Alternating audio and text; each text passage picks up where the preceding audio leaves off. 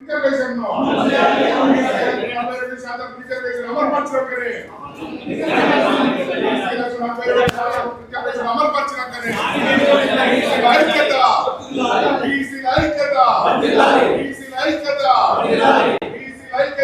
अमरपरचना करें रिजर्वेशन अमरपरचना करें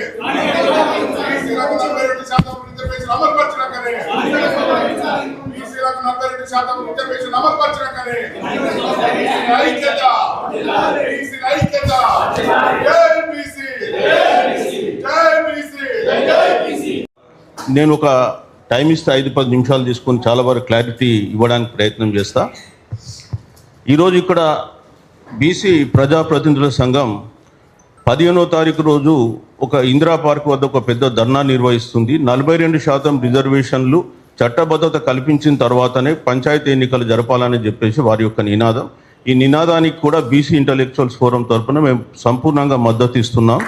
సో మా వాళ్ళు కూడా అందరూ కూడా ఖచ్చితంగా ఇందిరా పార్క్ వద్ద 15వ తారీఖు రోజు ధర్నాలో పాల్గొంటారని చెప్పి తెలియజేస్తాం. ఉదయం లేచారంటే ఎక్కడ తెలంగాణ మీటింగ్ అవుతుంది, బీసీల మీటింగ్ అవుతుంది, ఏం చేయాలని చెప్పి అట్లా వరంగల్ నుంచి ఎక్కడెక్కడి నుంచో జనార్దన కానీ ఇక్కడ ఎంతోమంది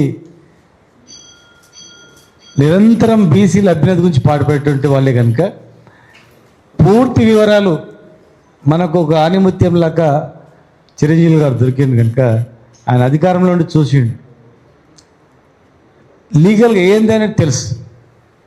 నేను కానీ వారు కానీ నేను ఆఫీసర్ నుంచి వచ్చిన మంత్రిగా చేసినాం, ఎమ్మెల్యే చేసినాం, చట్టాలు తయారు చేసినాం, ఆచరించడం, చట్టాలు తయారు చేసినాం.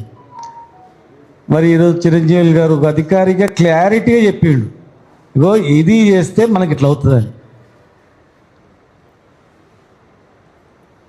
ఎవరిని అడిగినా చెప్పేది ఏంది, రిజర్వేషన్ కావాలంటే సవరణ చేయాలి, రాజ్యాంగం సవరణ చేయాలి గ్యారెంటీగా.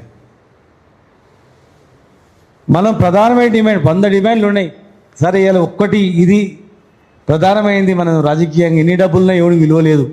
ఇవాళ రాజకీయంగా మనం ఎదుగుతేనే చట్టసభలో రిజర్వేషన్ వస్తేనే మనకు విలువ ఉంటుంది. అది అన్నీ తీస్తుంది. లేకపోతే చట్టసభలో కూడా నెక్స్ట్ డిమాండ్ మనది చట్టసభలో రిజర్వేషన్ ఇవ్వాలని. ఇప్పుడు ఏంది, స్థానిక సంస్థలలో వాళ్ళే ఇస్తామన్నారు కనుక వాళ్ళేమి ఇస్తామన్నారు, మీరు ఇస్తామన్నది కరెక్ట్ ఇవ్వండి, తప్పిస్తే పోతుంది అనేది ఇలా మన ఉద్దేశం. చాలామంది తెలియక ఏదేదో మాట్లాడుతూ ఉన్నారు. రేపు జరగరాని జరిగితే బాధ్యులు ఎవరు? మీరు అన్నారు జియో ఇచ్చినాం అయిపోయింది, ఇగో మరి కోర్టుకొని మేమేం చేయాలి అన్నారు అనుకోండి. మనకు కావాల్సింది జియోలు పియోలు కాదు, మనకు కావాల్సింది మీరు అన్న ప్రకారము, మీరు మేనిఫెస్టో చెప్పిన ప్రకారము మీకు ఓట్లు వేసినందుకు గిందికే, అది పెట్టినందుకే ఓట్లు వేసారు. చట్టబద్ధతతో కల్పించి 6 నెలల్లో ఎలక్షన్ పెడతామని చెప్పినందుకు మాత్రమే మీకు ఓట్లు వేసారు. మాకు ఈ స్కీమ్లో వద్దు, మాకు రిజర్వేషన్ వస్తే చాలు, నెక్స్ట్ చట్టసభలో పోతాం ఇంకా అనే ఉద్దేశంతో ఓట్లు వేసారు. ఇలా మీరు అనేక రాష్ట్రాల్లో, తమిళనాడులో పక్కన ఎట్లా తెచ్చుకుందో ఆ రకంగా తేవాలి. అనేక రాష్ట్రాల్లో జీవోలు ఇచ్చిరు, పోయినాయి.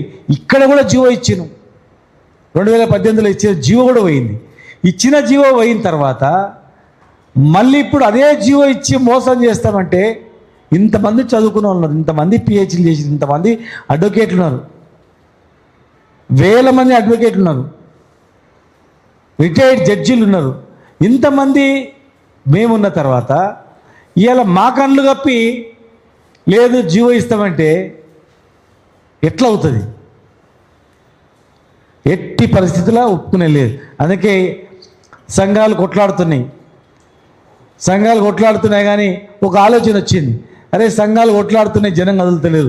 జనం కదలాలంటే ఊర్లో ఎవరు చెప్తే వింటారు? ఒక వార్డు మెంబర్ చెప్తే వింటారు, లేదు సర్పంచ్ చెప్తే వింటారు, ఒక ఎంపీటీసీ చెప్తే వింటారు, మండలంలో ఒక జెడ్పీటీసీ ఎంపీపీ చెప్తే వింటారు, జిల్లా చైర్మన్ చెప్తే వింటారు, ఒక ఎమ్మెల్యే చెప్తే వింటారు, ఎంపీ చెప్తే వింటారు.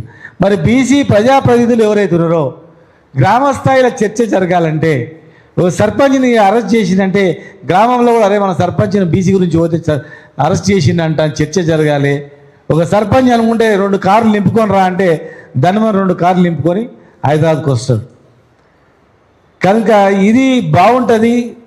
తెలంగాణ ఉద్యమ తరహా దీన్ని కింది నుంచి ఏర్ల నుంచి కదిలియాలనేటువంటి ఉద్దేశంతోనే ఏర్పాటైనటువంటి ఇది ఫోరం తప్ప ఏం కాదు. లేదు మళ్ళీ బీసీ సంఘం పెడితే అది 3వది అవుతుంది, 4వది అవుతుంది, 5వది అవుతుంది, 10వది అవుతుంది అవుతుంది. ఎవరు నమ్మకం ఉండదు. మీరు చేసేది చేస్తున్నారు.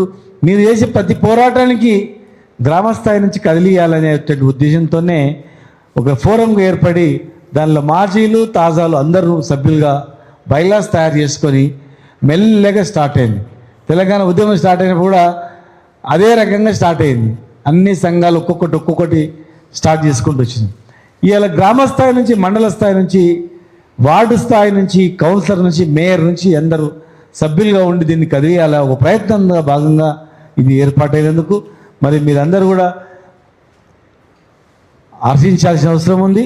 ఖచ్చితంగా 15 తారీఖు నాడు తలపెట్టినటువంటి ఈ ఇందిరా పార్క్ దగ్గర ఉన్నటువంటి దానికి ప్రతి ఒక్కరూ ఒక ప్రజాప్రతినిధులే కాదు, ఈ చట్టబద్ధత రిజర్వేషన్ కావాలని చెప్పుకున్న వాళ్ళందరూ కూడా ప్రజాప్రతినిధుల సంఘము అందరూ ప్రతినిధులు ఈ సమావేశము హాజరైనందుకు చాలా సంతోషంగా ఉంది. ఎందుకంటే 15 తారీఖు నాడు జరగబోయే ధర్నాకు మా కుల సంఘాల ద్వారా గౌడ సంఘాల సమన్వయ కమిటీ మరియు బీసీ సంఘాల కన్వీనర్గా అందరం కూడా సంపూర్ణంగా మద్దతు చేస్తాం. ఎందుకంటే 75 సంవత్సరాలు జరుగుతున్న మా హక్కు, మేము 60% ఉన్న బీసీలము, మా హక్కు ఇప్పటి వరకు సాధించలేదు. కామారెడ్డి డిక్లరేషన్లో 42% రిజర్వేషన్ రాహుల్ గాంధీ గారు ఇస్తామన్నారు. 18 నెలలైనా కూడా మాకు ఇంకా చట్టబద్ధతతోని మా 42% రిజర్వేషన్ స్థానిక సంస్థలైనా, జడ్పీటీసీల, ఎంపీటీసీలు అయినా కూడా ఇంకా జరగలేదు.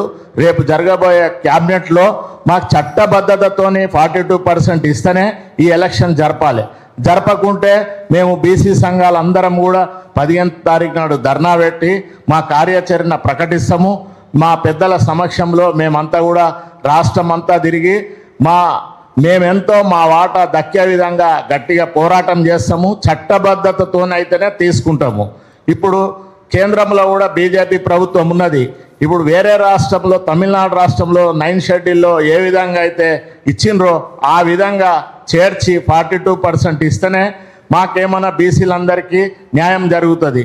లేకుంటే అది జరగకపోతే ఇక్కడ జీవో ఇస్తే, కోర్టు కొట్టేస్తే మేము ఇన్ని రోజులు సంవత్సరం నుంచి మా అందరూ రాజకీయ నాయకులు, బీసీ నాయకులు కూడా 30 ఏళ్ల సంది కష్టపడి ఇంత చేసిందంతా కూడా వృధా అవుతుంది. కాబట్టి ప్రభుత్వము వెంటనే స్పందించి మా బీసీ నాయకులు కూడా అన్ని పార్టీలలో ఉన్నోళ్ళు, అధికార పార్టీలు ఉన్నోళ్ళు, మా టీపీసీసీ అధ్యక్షుడు మహేష్ కుమార్ గౌడ్ అయినా, మా బీసీ మంత్రి పొన్నం ప్రభాకర్ గారైనా, మా బీసీ ఎమ్మెల్యేలు అందరూ కూడా 42% చట్టబద్ధతతోనే అయితే ఎలక్షన్ జరిపించాలి.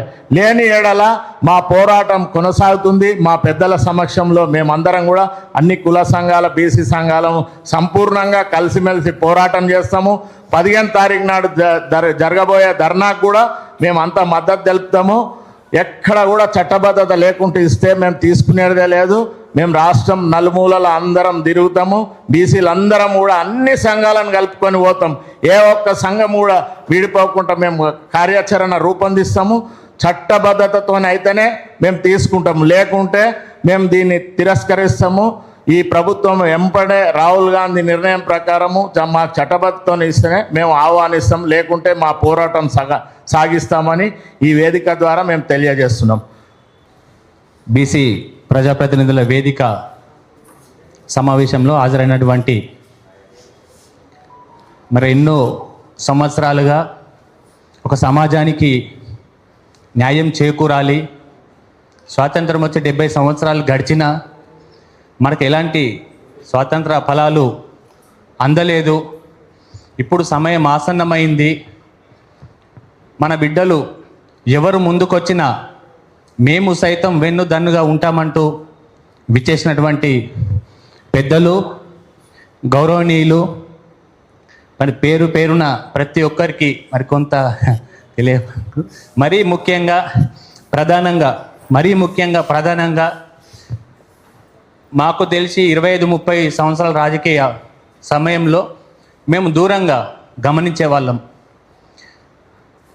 పెద్దలు, మాజీ మంత్రివర్యులు అన్న శ్రీనివాస్ గౌడ్ గారు వారు చేసినటువంటి ఉద్యమాలు, మరి ప్రత్యేక తెలంగాణ సాధనలో వారి పాత్ర ఆదర్శనీయంగా మాకెంతో ఇన్స్పిరేషన్ కూడా ఉండి, మరి రాష్ట్రంలో ఇప్పుడున్నటువంటి పరిస్థితుల్లో మరి మనకు ఉన్న ఈ ముఖ్యమైన 2 సమస్యలు, ప్రత్యేక రాష్ట్రం ఒకటైతే అన్ని సామాజిక వర్గాలకు న్యాయం జరగవలసిన అంశము, అందులో ముఖ్యమైనది మన బీసీ రిజర్వేషన్ అనగానే మరి గతంలో 25 సంవత్సరాలుగా స్థానిక సంస్థల్లో ఎంపీటీసీల ఫోరం ఉమ్మడి రాష్ట్రం నుంచి ఈరోజు ప్రత్యేక రాష్ట్రం వరకు కూడా మేము కొనసాగుతూ ఉన్నాము. ఆ క్రమంలో పెద్దలతో సంప్రదించి అన్న ఒక సమయం ఆసన్నమైంది, మీలాంటి పెద్దల సహకారం కావాలి, సర్పంచుల సంఘం ఎంపీటీసీల సంఘం కలిసి జాయింట్గా ఒక వేదిక ఏర్పాటు చేయాలి అనుకుంటున్నాము.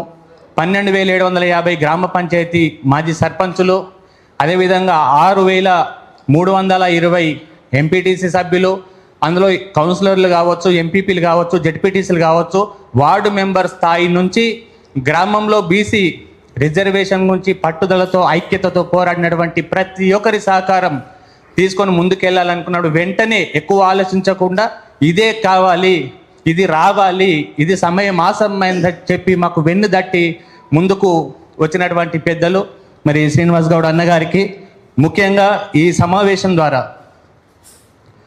2 నిమిషాలు మాత్రమే చెప్పదలుచుకున్నాము.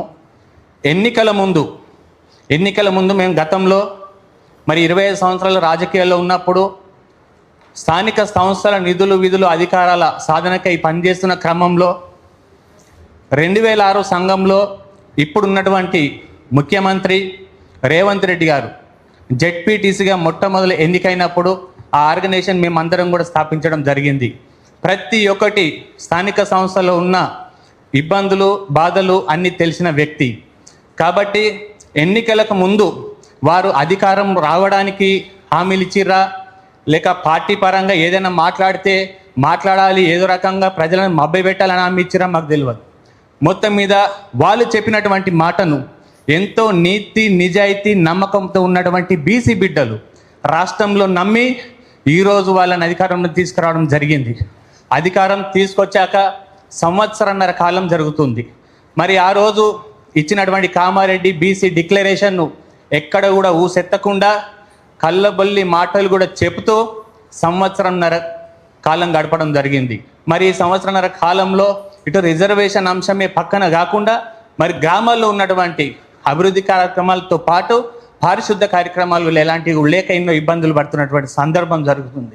కాబట్టి మొన్న 15 రోజుల కింద క్యాబినెట్లో మరి నిర్ణయం తీసుకుంటామని చెప్పారు. మేము ఒకటే ఈ సమావేశం ద్వారా అడుగుతూ ఉన్నాము, ఉభయ సభల్లో నిర్ణయం తీసుకున్న తర్వాత రేపు 10 తారీఖున క్యాబినెట్లో మీరు ఏం నిర్ణయం చేస్తారని చెప్పి మేము అడుగుతున్నాం. చట్టాల పట్ల ఇదేనా మీకు గౌరవం ఉందని చెప్పి మేము ఈ వేదిక ద్వారా అడుగుతూ ఉన్నాం. కావున ఈరోజు మనం ఏ దేశం ఎగినా ఎందుకు కాలిడిగినా పొగడరా నీ తల్లి జన్మభూమిని అన్నట్టుగా మరి నువ్వు స్థానిక సంస్థలో నుంచి వచ్చి ఇలా స్థానిక సంస్థలోని నీ రాజకీయ భవిష్యత్తు ఒక అడుగు ముందుకేసినప్పుడు ఆ స్థానిక సంస్థల్ని కూడా నువ్వు మైమరిచి ఈరోజు ప్రవర్తిస్తున్నటువంటి పద్ధతి తెలంగాణ సమాజం గమనిస్తూ ఉంది. కాబట్టి మేమందరం కూడా ఐక్యతతో ముందుకొచ్చి కామారెడ్డి డిక్లరేషన్ ఏకైక ఎజెండా 42% రిజర్వేషన్ అమలు చేశాకే స్థానిక సంస్థలకు వెళ్ళాలని చెప్పి కూడా ఈ సందర్భంగా నిర్ణయం తీసుకొని పెద్దలందరితో కూడా సంప్రదించి మరి రేపు రాబోయే 15వ తారీఖున పెద్ద ఎత్తున ఇందిరా పార్క్ దగ్గర సమావేశం ఏర్పాటు చేయడం జరిగింది. ఇది పార్టీలకు అతీతంగా, రాజకీయాలకు అతీతంగా మరి ప్రతి ఒక్కరు కూడా ఇన్ని సంవత్సరాల నుంచి కూడా ఎవరైతే పోరాడుతూ ఉన్నారో ప్రతి ఒక్కరు కూడా మేము ఆహ్వానం పలుకుతూ ఉన్నాము. ఇదే విన్నపంగా భావించి అందరూ కూడా హాజరై పెద్ద ఎత్తున మరి ఈ సభ ద్వారా బీసీల యొక్క ఐక్యత ఇక్కడ నుంచి కూడా మన ప్రభుత్వానికి తెలిపినట్టయితే రేపు జరగబోయే క్యాబినెట్లో నిర్ణయం కూడా మనకు అనుకూలంగా వస్తుందని చెప్పి కూడా భావించి మరి ఈరోజు సమావేశంలో మనం అలాంటి సందర్భంగా 15వ తారీఖున ఏర్పాటు చేసే ధర్నాకు సంబంధించి మరి ఈరోజు పత్రికా ఆవిష్కరణ కూడా జరిగింది. గత 4 రోజులు కూడా సమయంలో మేము విస్తృతంగా 24 గంటలు రాత్రి పగలు కూడా అందరినీ కలిసే కూడా ప్రయత్నం చేస్తామన్నా. కాబట్టి మీ అందరు కూడా మీ శాయశక్తులు అందరూ సహకరించి దానికి మద్దతు ఇచ్చినైతే తప్పకుండా ఈ బీసీ సమాజానికి న్యాయం జరుగుతుందని కూడా చెప్పి భావిస్తూ ఈ అవకాశం ఇచ్చిన పెద్దలందరూ కూడా నమస్కారం తెలియజేస్తున్నాను. Thank you. బీసీ పిఎఫ్కు మద్దతుగా ఆ ధర్నా కార్యక్రమంలో పాల్గొనాలని మేము ఎంపీటీసీల సంఘం, సర్పంచుల సంఘం నుంచి పేరు పేరున ఆహ్వానిస్తున్నాం. అయితే 10వ తారీఖు నాడు పెట్టే క్యాబినెట్ మీటింగ్లో మాకు జీవోలు గీవోలు నైచల్తా మాకు పక్కా కావాల్సింది చట్టభద్రత కల్పించాలనే దాని మీదనే మా కార్యక్రమం. అయితే ఇప్పుడు సీనన్న నేను మాట్లాడినప్పుడు నేను ఎమ్మెల్యే చేసిన మంత్రిని అయినా అదేవిధంగా నేను అన్ని అనుభవించినా కానీ మా జాతులు అందరూ కూడా ప్రజాప్రతినిధులుగా ఎదగాలి, మన చేతికి రాజ్యాధికారం రావాలనే ఆకాంక్షతోని ఈరోజు మా బీసీ పిఎఫ్ అనే ఫోరం తయారైంది. ఈ ఫోరంలో కూడా వార్డు మెంబర్లు మించెల్లి ఎంపీటీసీలు, సర్పంచులు, జడ్పీటీసీలు అందరినీ కలిపి ఎమ్మెల్యేలు, ఎంపీల వరకు పెట్టుకున్నాం.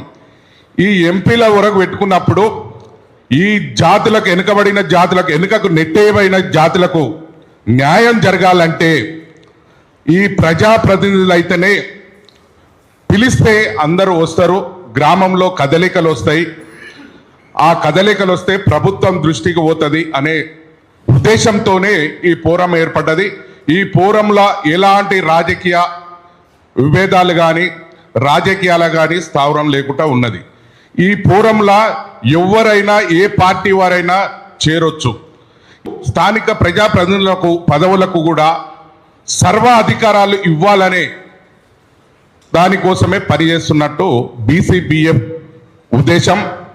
కాబట్టి ఈరోజు ఐఏఎస్ చేసి కలెక్టర్, మా నల్గొండ జిల్లా కలెక్టర్ చేస్తున్నప్పుడు ఎన్నో సమస్యల మీద పోయినప్పుడు పరిష్కరించడం, నేను నా జాతి కోసం నేను కూడా నా వంతుగా సేవలు అందించాలని రిటైర్మెంట్ అయినాక కూడా ఈ జాతులకు న్యాయం చేయాలని వచ్చిన చిరంజీవి సార్లకు ప్రత్యేక ధన్యవాదాలు.